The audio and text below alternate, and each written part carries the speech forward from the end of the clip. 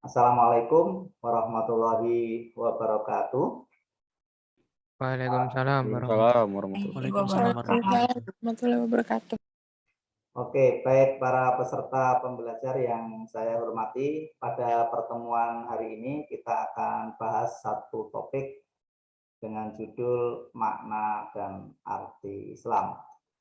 Mungkin bagi kita semua yang mungkin berislam lebih karena orang tua kita Muslim, mungkin sejak lahir kita sudah Muslim, mungkin istilah Islam sudah lama kita kenal. Dan ini menjadi identitas dari agama peserta pembelajar yang hadir di sini ya. Nah, pada pagi hari ini kita akan mengupas apa arti dan makna Islam, baik secara etimologis, secara istilah, maupun terminologis, arti secara definisi. Ini penting untuk kita pahami supaya kita di dalam memahami Islam ini, baik jika Anda seorang Muslim atau katakanlah Islam dalam pembelajaran ini sebagai objek kajian, kita bisa memahami dengan seksama makna yang sesungguhnya dari Islam. Walaupun mengartikan atau mendefinisikan sebuah agama menurut apa yang dikemukakan oleh Profesor Dr. Mukti Ali itu ada 3 hal penting mengapa orang ketika mendefinisikan agama itu sulit sekali untuk objektif. Pertama, agama biasanya menyangkut batin, menyangkut dimensi-dimensi rohani dan hati nurani seseorang. Dalam hal ini adalah siapa yang memberi definisi itu pasti biasanya terikat oleh suasana batinnya. Nah, disinilah kemudian untuk mencapai titik objektif agak susah, apalagi ketika kita berhadapan dengan orang yang agamanya berbeda contohnya. Nah, ini kesulitan pertama, jadi memang ada kandungan subjektivitas. Kedua, agama itu memiliki dimensi afeksi yang sangat tinggi. Nah, inilah mengapa biasanya keterlibatan emosi itu sangat lekat ketika orang mengekspresikan, mendefinisikan apa itu agamanya. Nah, di sini biasanya agak sulit mengambil jarak antara dimensi epistemologi dengan afeksinya, itu sangat susah ya. Ketiga, orang mendefinisikan agama biasanya tidak lepas dari kepentingan. Nah, ini terutama adalah karakter agama yang memiliki karakter misi ya, agama yang ingin dikabarkan, ingin mengajak orang lain. Maka ketika dia mengenalkan tentang agama, ya mendefinisikan agama, biasanya punya kepentingan untuk mengajak orang lain. Nah, artinya ada kepentingan di situ. Disinilah kemudian kita mendefinisikan agama itu untuk objektif itu memang tidak mudah. Nah, ini yang dikemukakan oleh Profesor Dr. Mukti Ali. Nah, namun demikian dalam sebuah kajian ilmiah sudah saya jelaskan saya kira di pertemuan terdahulu bahwa Islam rahmatan lil alamin ini bukan hanya bagaimana kita menghayati nilai-nilai ajaran Islam, tetapi juga menjadikan Islam sebagai objek kajian. Artinya perspektif ilmu pengetahuan kita gunakan untuk mempelajari mata kuliah ini. Nah, oleh sebab itu, karena ada perspektif ilmiah, maka definisi operasional itu dibutuhkan. Supaya apa? Supaya ada batasan-batasan, supaya ada kejelasan. Makanya, walaupun definisi mengenai agama itu subjektif, tetapi tetap diperlukan dalam sebuah kajian ilmiah. Nah, para peserta pembelajar, mari kita pahami makna secara etimologis dan terminologis apa itu Islam. Nah, sebelum ke sana, saya mengajak para peserta pembelajar untuk melihat peta yang saya sajikan di sini. Tujuan saya menyajikan peta ini bukan dalam kerangka memperbandingkan atau apalagi untuk merasa agama mana yang lebih unggul dalam konteks studi antar agama. Tetapi kalau itu dalam koridor meyakini agama yang kita miliki sendiri, maka itu sah-sah saja. Tetapi dalam konteks interaksi dengan keragaman, maka Islam sendiri punya sebuah dalil lakum dinukum waliyadin. Nah, para peserta pembelajar, Anda bisa lihat bagaimana peta agama-agama di dunia. Di sini sudah ada simbol warna yang menyatakan jenis agamanya. Ya, ada yang warna ungu ini adalah agama Kristiani. Mungkin saya akan mengambil penjelasan yang dominan saja, ini agama-agama yang terbesar saja. Kalau kita lihat peta di sini, maka di dunia ini agama yang paling banyak dipeluk itu paling tinggi itu adalah agama Kristen. Kristen di dalamnya adalah termasuk Katolik ya. Kalau dipisahkan antara Kristen dan Katolik, maka itu nanti yang menjadi terbesar itu memang Islam. Walaupun kalau rumus keragaman dalam satu agama itu diterapkan di Islam pun juga ada keragaman. Ada Islam Sunni, ada Islam Syiah, dan lain sebagainya. Maka kalau katakanlah diambil titik kesamaan secara general, Kristen dan Katolik itu disatukan, maka di dunia ini pemeluk terbesar itu adalah agama Kristen. Disusul berikutnya adalah agama agama Islam. Anda bisa melihat di belahan mana agama Islam itu dominan, termasuk adalah negara kita, Republik Indonesia. Di sini adalah termasuk pemeluk mayoritas agama Islam. Bahkan kalau diukur dari entitas negara, Indonesia adalah pemeluk agama Islam terbesar di dunia. Berikutnya disusul agama Buddha, ya, kemudian agama Hindu. Kemudian yang lain-lain seperti ini besar, ini adalah negara-negara Skandinavia yang biasanya notabene dikategorikan sebagai non-religion atau kalau secara ideologis disebut dengan ateisme, di mana agama tidak menjadi preferensi dan tidak menjadi referensi di dalam cara pandang hidup mereka. Nah, berikutnya saya tampilkan sebetulnya saya punya sebuah video yang mungkin nanti Anda bisa lacak atau bisa putar sendiri di YouTube. Bagaimana peta perkembangan agama-agama di dunia sejak tahun 1940 sampai tahun 2021. Ada fenomena menarik yang terkait dengan agama Islam. Agama Islam yang dulu, katakanlah tahun 40-an, menduduki rating katakanlah 5 ke bawah, itu ketika menginjak tahun 2000, itu menduduki menjadi agama terbesar di dunia kalau Kristen dan Katolik dipisah.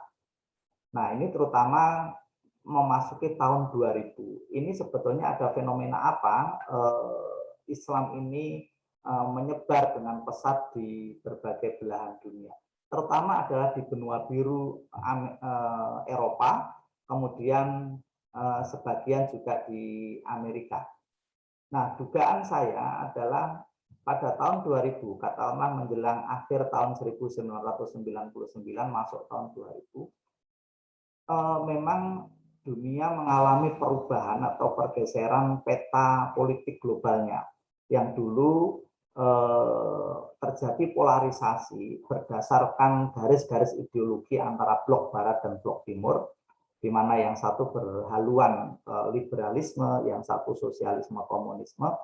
Kemudian terjadi yang namanya neoliberalisme. Disitulah apa yang disampaikan oleh Fukuyama, terjadi apa yang disebut dengan the death of ideology. Berakhirnya ideologi yang sekaligus juga menurunkan atau menyurutkan peran negara. Nah, digantikan oleh apa? Digantikan oleh sebuah kekuatan baru yang disebut dengan neoliberalisme. Nah, di dalam neoliberalisme itulah kemudian muncul kebebasan pasar yang sangat terbuka dan luas, ya, sehingga peran negara menyurut tapi diganti oleh korporasi-korporasi besar, dan itu menyebabkan pasar menjadi sangat terbuka. Nah, karena keterbukaan inilah kemudian Islam berada di dalamnya, menyebar sangat luas, termasuk adalah arus urbanisasi dan migrasi, dari negara-negara berkembang yang notabene Muslim, penduduknya Muslim, itu berkembang ke Eropa ya dan ke Amerika, sehingga banyak kaum migran Afrika, Asia, Timur Tengah itu banyak sekali yang masuk ke negara-negara Eropa, terutama ada di latar belakangi satu konflik-konflik di negara-negara tersebut, dan kedua adalah karena keterbukaan sistem neoliberalisme ini, para komunitas Muslim ini ingin mencari kehidupan yang lebih baik.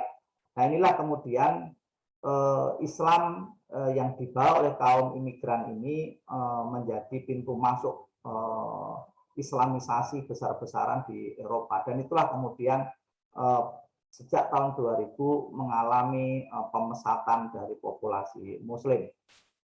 Baru kemudian tragedi 11 September ya, terkait dengan tragedi runtuhnya menara kembar di Amerika, di New York, ketika itulah kemudian muncul isu global yang bernama terorisme.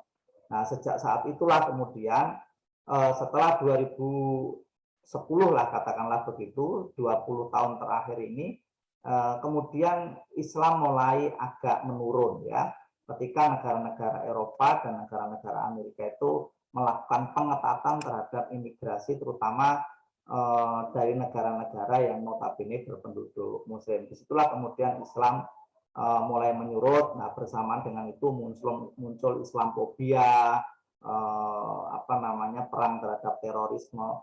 Walaupun nanti akan kita diskusikan bahwa terorisme adalah program tersendiri di dalam Islam, dan menurut saya gegabah terlalu menyamakan atau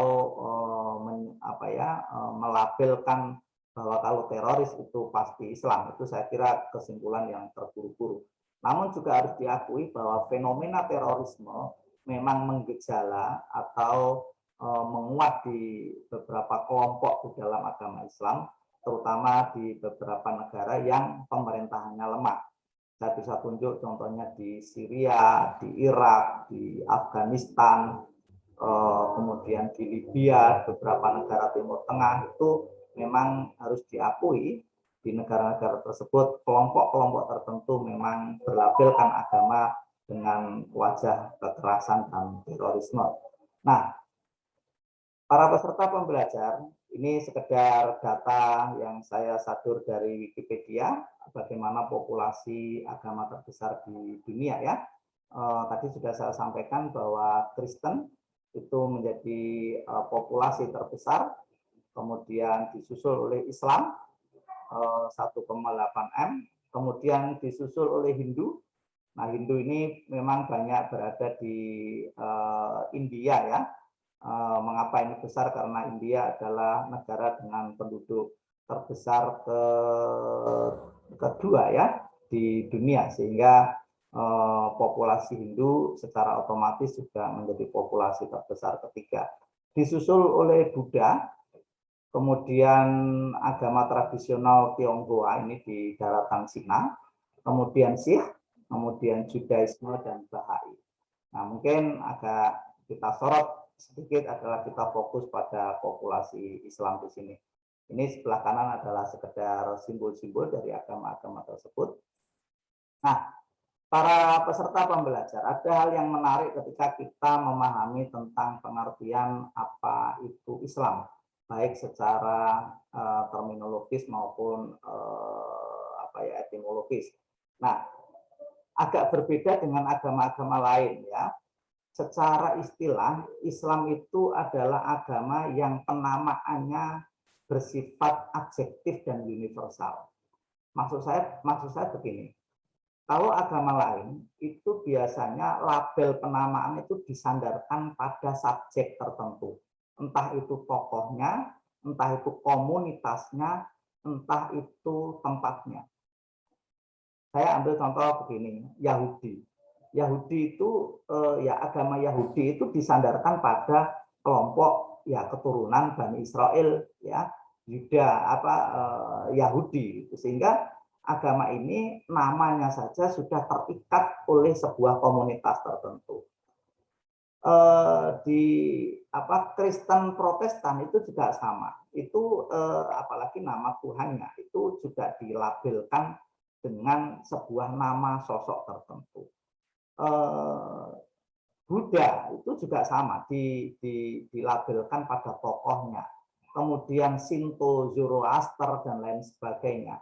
Konfusianisme itu biasanya terikat oleh budaya tertentu. Nah, satu-satunya yang mengikat penamaan Islam itu adalah bahasa Arab, ya, karena Islam itu dari kata dasar aslama, yuslimu islaman, ya.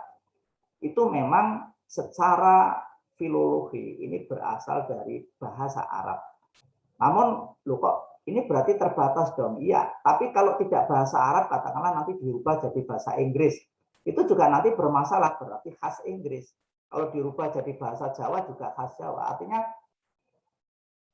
bahasa manapun itu pasti akan mengalami keterikatan dengan tempat tertentu. Tetapi secara istilah, kalau kita kupas, Islam itu adalah sebuah istilah yang bersifat universal. Dia tidak menyandar pada nama orang tertentu. Kalau menyandar pada orang tertentu, mestinya agama ini namanya Muhammadanism. Atau, maaf ini tidak terkait dengan organisasi ya. Mestinya agama ini namanya Muhammadiyah. Itu mungkin lebih tepat kalau diartikan menyandar pada pembawanya atau pada rasulnya. Tapi ini tidak, ini namanya saja sudah umum ya, universal, yaitu Islam. Jadi sebuah label yang tidak menyandar pada sosok, pada kelompok, pada tempat tertentu. Nah, dari sini itulah mengapa mungkin nama ini didesain oleh Tuhan sendiri sebagai apa yang diyakini di dalam agama ini, bahwa agama ini disetting sebagai agama terakhir, makanya namanya dibuat universal. Nah, para peserta pembelajar saya kira bisa membaca secara mandiri ya, saya tidak usah menjelaskan satu persatu. Saya hanya menambahi saja hal-hal yang krusial saja yang di luar dari teks ini secara tidak langsung. Nah, Anda bisa membaca apa itu arti secara etimologis dari Islam, diambil dari kata dasarnya itu aslama, yuslimu islaman. Itu dalam bahasa Arab itu diartikan tunduk patuh ya. Anda bisa membaca dalil di sini. Nah, mengapa tunduk atau patuh? Sehingga ini mungkin berartikan bahwa Islam itu mengapa artinya tunduk itu karena Islam itu sebuah sistem.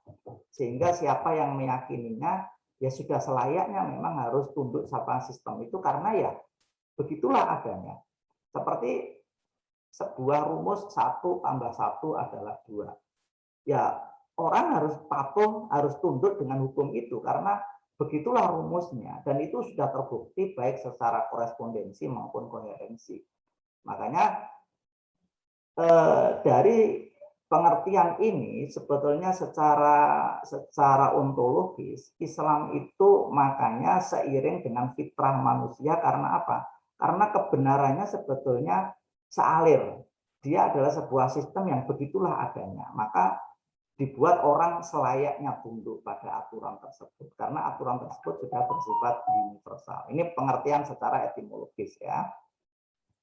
Nah, arti yang lain, Islam juga ada yang diartikan salamun, itu artinya kesejahteraan ya. Tentu dalam sebuah agama, dalam sebuah apalagi institusi agama tertentu, Islam itu mendorong orang bagaimana kalau sudah tunduk itu hidupnya sejahtera dengan aturan-aturan yang ada ya. Walaupun ini bisa diperdebatkan atau bisa didiskusikan bagaimana cara untuk sejahtera itu. Kemudian salamun itu juga bisa berarti keselamatan, selamat. Orang yang sudah tunduk, sudah mengakui dalam kebenaran universal itu, ya insya Allah dia ada dalam sebuah garis keselamatan ya. Oke, saya lanjutkan. Islam juga berartikan pasrah ya. Pasrah itu ya, sistem ini sudah begitu adanya, tidak bisa ditolak oleh nalar sekalipun, karena memang begitulah Islam. oleh Sang Pencipta digariskan, dititahkan sedemikian rupa sehingga siapa yang tunduk, siapa yang pasrah, dia berada dalam garis-garis hukum-hukum universal tersebut. Walaupun di sini arti pasrah di sini mungkin nanti akan ada banyak tafsir. Contohnya apakah nanti kemudian ada Jabariyah, Qadariyah ya, bahwa kita dalam hidup ini ya semuanya diatur Tuhan sehingga fatalistik, bahkan nihilistik bahwa kemudian ikhtiar menjadi tidak perlu, semuanya sudah digariskan takdir. Itu ada yang menafsirkan begitu, walaupun ini bisa diperdebatkan ya karena manusia dianugerahi akal mestinya harus kreatif, inovatif ya dan berikhtiar begitu. Nah, ini arti kepasrahan ini mungkin barangkali akan lebih tepat kalau tidak dipahami secara fatalistik, penyerahan total tanpa usaha. Pasrah di sini adalah sebuah afirmasi terhadap hukum-hukum di mana akal harus tetap bekerja, bagaimana menguak hukum itu, kemudian orang tunduk terhadap hukum tersebut. Makanya sebetulnya antara Islam dan ilmu pengetahuan sebetulnya nggak ada masalah kalau dipahami secara sedemikian rupa. Nah, ini mungkin bagi Anda yang dari prodi eksak gitu ya, entah farmasi, entah teknik, bahkan fisika, matematika. Sebetulnya tidak ada masalah dengan ilmu pengetahuan begitu, tapi entah suatu proses sejarah tertentu, bahkan mungkin bias dari politik, tiba-tiba seakan-akan agama itu face to face dengan ilmu pengetahuan. Ini yang menjadi problem akhir-akhir ini. Kemudian Islam juga diartikan salim, ya, artinya bersih. Bersih itu artinya tidak ternodai, karena dia jalan lurus, fitrah, maka dijamin kebersihannya. Kemudian juga berarti kedamaian. Nah, para peserta pembelajar, mungkin arti kedamaian ini nanti akan minggu depan akan kita kupas terkait dengan rahmatan lil alamin. Apa sih yang dimaksud dengan rahmatan lil alamin di dalam konsep Islam itu? Dulu sudah pernah saya sampaikan apakah ini lebih sebagai sebuah reaksi defense atau memang indigenous bahwa di dalam Islam itu memang ada nilai-nilai kedamaian. Kalau memang iya seperti apa bentuknya? Nah, ini yang akan kita bahas pada pertemuan yang akan datang. Nah, para peserta pembelajar saya lanjutkan. Saya kira ini Islam secara istilah Anda bisa baca dan saya yakin kalau Anda mungkin Muslim sejak lahir, pengertian semacam ini sudah Anda dapatkan mungkin sejak sekolah dasar ya. Apa yang dimaksud dengan Islam diyakini sebagai agama yang diturunkan dari langit, maka disebut dengan agama samawi. Melalui siapa? Melalui risalah Nabi Muhammad Rasulullah melalui malaikat Jibril ya, kita yakini semacam itu. Nah, ini tentu dalam bangku perguruan tinggi, apalagi mungkin bagi Anda yang mungkin ada yang non muslim, ini sebagai objek kajian, ini adalah dalam ranah keyakinan seorang muslim. Tetapi dalam kajian ilmiah tentu saja ini perlu diurai, perlu dideskripsikan secara ilmiah ya.